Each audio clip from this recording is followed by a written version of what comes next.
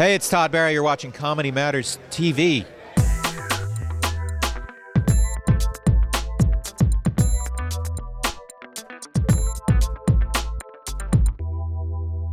Like I said, every major person in comedy is here at the Hyatt, and I'm here with Todd Barry. Todd, how are you, man? Good. I should cover up this logo, right? Why is that? What logo? They're not paying me. Oh, okay, yeah, then cover it up for sure. So, how many shows are you doing up here?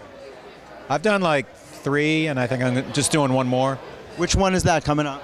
I don't even know. It's tonight at 10:30. Is it a gala or is it your own Gala show? the other night? Yeah, I did the gala with Bill Hader hosting. Oh, he's funny, man. He's really He funny. did a great job hosting. There's a lot. Now, you've been up here several times, right? It's not your first year. Like 5 or 6, maybe. Were you originally one of the 10 comics to watch a long time I've never been a 10 comics to watch person. Then it's obviously not that important to be on that list. I circumvented that. A lot of people manage to do that. You've been doing films too, right? Since The Wrestler, was that a fun experience for you? Yeah, that was really fun. That was insane. Yeah, that was fun, and got to work pretty loose and not really got to sort of improvise a little bit. That's a great opportunity when you get to do that. Like I just did Nick Kroll's show out in L.A. He asked me to come out and do some sketches. Oh, nice. And it's really fun when you don't have to be stuck to a script. Yeah, I think you always do better when you can just say it in your own words. That's what Woody Allen lets people do. Yeah, but it's not often. A lot of people want you to stick exactly to the script. I can understand if someone was like, I wrote this, so say it the way I wrote it. I could see that side too. I have to tell you, and I'll say this on camera because you know that I have seen so much comedy. You're one of the few people that makes me laugh out loud. Oh, really? Seriously, out loud. And I know that's, it's hard to compliment someone when you're talking to them. It's like, oh yeah, you may say that to everybody. But most of the time I don't laugh. I do a lot of smiling at shows. Yeah, I don't even do that. But don't even do that. But it's like, when you first get into comedy as a writer, when you write for people like, oh, that's funny. Oh, that's very funny. Oh, I'm hysterical. Yeah. And I'm like, yeah, well, tell your face. But with you, I couldn't help but laugh out loud. There's something about the way, I don't know, you have this laid-back approach. Was it always that way in your performance, or did it evolve? I don't think I scaled. I don't think I was high energy and then scaled it down. But I probably always been that way. Yeah.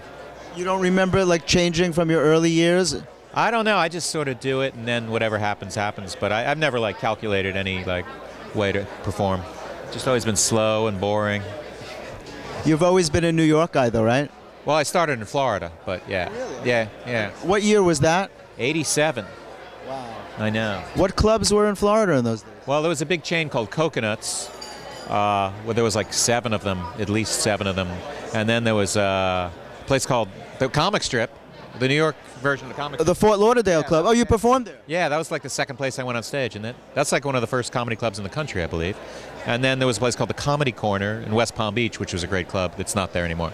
The Comic Strip in New York was one of the first comedy clubs. It opened on June. Lauderdale, yeah, that was one of the first sort of national ones, I believe. Really? Yeah. Well, I'm doing the book on the club, on the 35-year history of the club with Chris Rock and Richie Tinkin. It opened in '76, June 1st. Yeah. June 17th, Seinfeld walked into audition.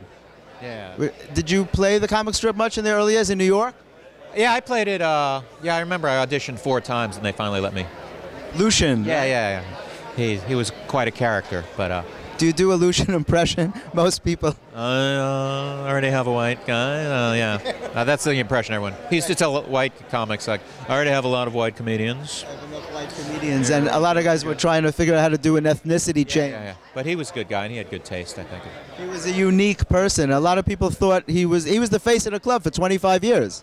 Yeah, he was. He was he's passionate about it. You're very close with Sarah Silverman, aren't you? Yeah. Has that been going on for a long time? You guys have been friends, like you started out together? Yeah, I've known her since she was like 19, and then for a while she lived in my building. I didn't get her.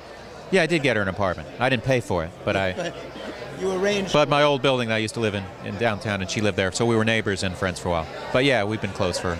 I know. I saw you guys in the Hamptons together. You guys. Yeah, I went to a show that she did. I accompanied her. Yeah.